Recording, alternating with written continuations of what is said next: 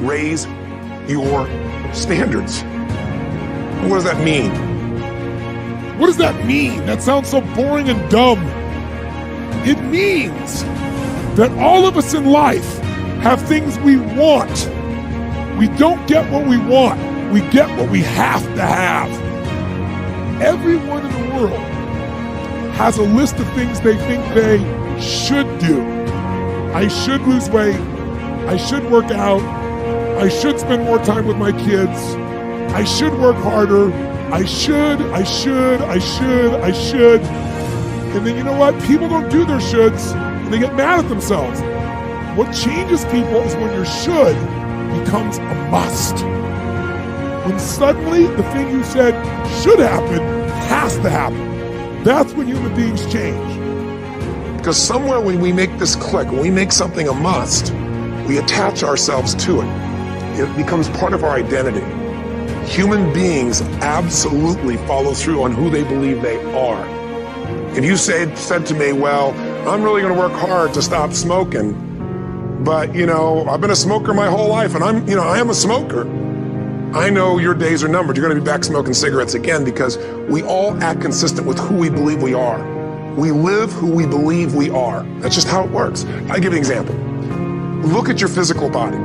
Your physical body today is an absolute reflection of only one thing, not your goals, not your desires, but your standards.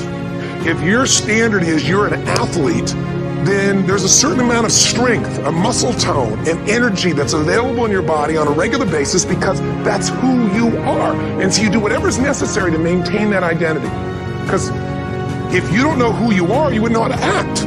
Once you lock in on that identity, your brain finds a way to keep you there. If you say, man, I'm overweight, I've always been overweight, I'm big boned, and that's the story you've got, then you're going to always find a way to get back there. That's your settling point. That's your identity. That's where things lock in. If you see somebody who's in really great shape, you ask them, do you work out? You know the answer. Now, do you think those people that are out there working out 5 days a week, do they have more time than you do? Of course not. Is their life less busy? Of course not. It's just a must for them. They must work out that way, and they've made that turn, their life changed. So I'm not saying you have to work out 5 days a week. I'm just saying whatever you really want, wants don't get met consistently. Standards do. Have you ever done this? Have you ever told yourself you're raising your standard? Okay, I'm going to go make this happen. I'm going to go make this much money. I'm going to transform my body, whatever it is. And then you don't have strong enough reasons and you don't follow through. It's because you didn't back up your standards with what makes those standards real, and that's rituals. Rituals define us. See, all the results in your life are coming from your rituals. They start with a standard and then have rituals that follow it up. Like, for example, if you're overweight, you and I both know you got a different ritual than if you're physically fit. All the little stuff, that's where success comes from. If you look at somebody who's really successful and you think, wow, they're so amazing, they're such a genius, you gotta dig underneath, you gotta remember something. People are rewarded in public for what they've practiced for years in private. Look at the best in the world in anything. Tiger Woods, what's his vision? To win golf tournaments? No, to be the best that ever lived. That's his goal, that's his vision. But here's what's interesting, he backs it up with rituals. If you just have a vision and you don't have the rituals, stop lying to yourself.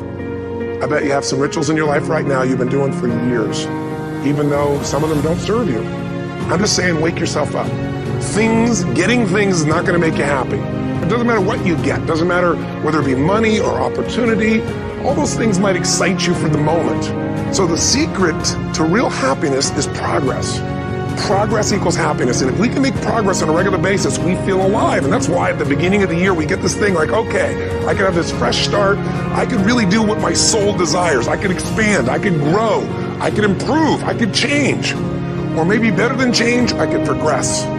If you want a new year and a new life, you don't need to start on January 1st. Start today. Start with this little video.